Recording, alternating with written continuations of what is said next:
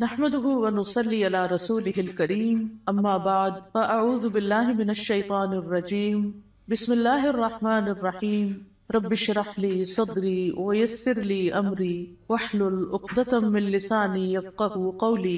قرآن مجید کا آغاز سورۃ الفاتحہ سے ہوتا ہے جو قرآن مجید کی سب سے افضل سورت ہے۔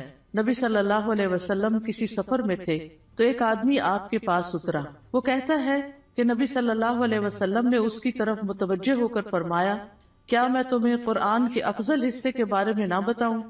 پھر آپ صلی اللہ علیہ وسلم نے اس پر الحمدللہ رب العالمین کی تلاوت کی۔ سورۃ الفاتحہ ایک بے مثال سورت ہے۔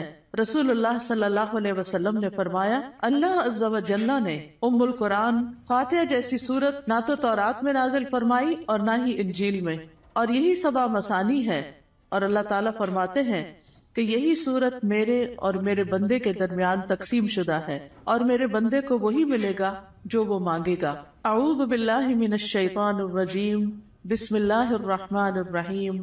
اللہ کے نام سے ابتدا جو بہت مہربان نہایت رحم فرمانے والا ہے۔ قرآن مجید کی جب ابتدا کی جاتی ہے، آغاز کیا جاتا ہے، تو سب سے پہلے تعوذ پڑھا جاتا ہے کہ میں اپنے آپ کو اللہ کی پناہ میں دیتی ہوں شیطان مردود سے بچنے کے لیے۔ شیطان مردود کبھی بھی نہیں چاہتا کہ انسان سیدھے راستے کی طرف چلے، اور قرآن کا راستہ ہی سیدھا راستہ ہے۔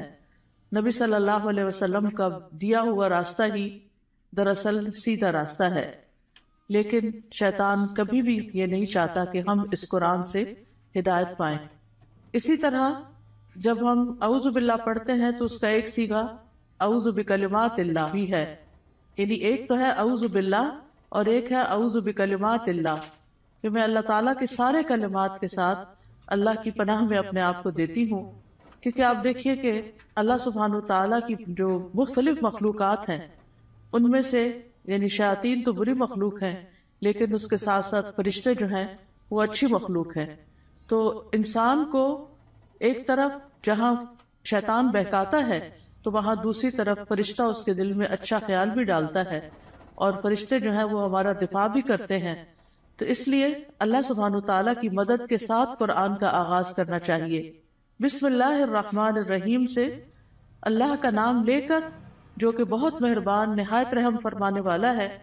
الحمدللہ رب العالمین الرحمن الرحیم مالک یوم الدین ایاک نعبد و ایاک نستعین۔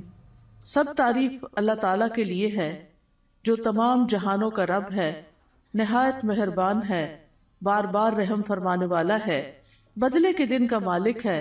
ہم صرف تیری ہی عبادت کرتے ہیں اور صرف تجھ ہی سے مدد چاہتے ہیں۔ سورۃ الفاتحہ کی اہمیت کی ایک وجہ یہ بھی ہے کہ یہ سب سے زیادہ نفع مند دعا پر مشتمل ہے۔ ابن تیمیہ کہتے ہیں کہ جب میں نے غور کیا کہ سب سے نفع مند دعا کون سی ہے تو بس وہ اللہ کی رضا کے کاموں پر مدد مانگنے کی دعا ہے کہ اللہ اپنی پسند کے کاموں پر ہماری مدد فرما۔